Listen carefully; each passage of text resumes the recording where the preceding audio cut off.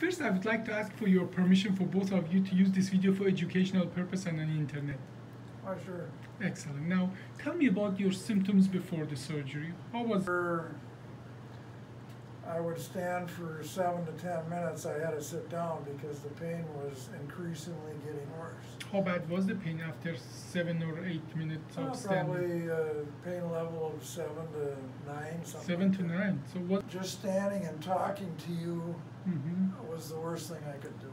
Okay, well. Not because I was talking to you, but the standing part was the worst thing I could do. Yeah, and so the pain was up to 8 or 9 with 7 to 8 minutes standing.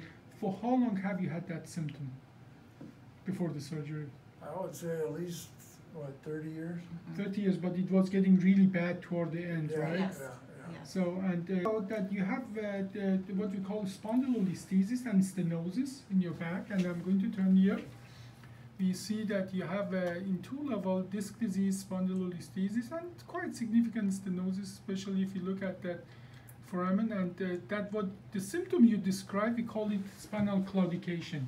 Now, about a month ago, we did a surgery. Correct. We did a minimal invasive OLLIF.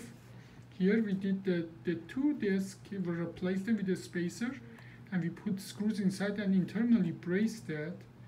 And now this is the first post-operative. How have you been since the surgery? Been good. So how is the pain? Pain is 0. Yeah. Standing, is that more or less gone? Yeah, the pain when I was standing was up basically in my back. That is gone. That's gone. Excellent. Not so far happy with the results? Very happy. And you told me as well that you felt something, that's something different in your back. What? Can you repeat that?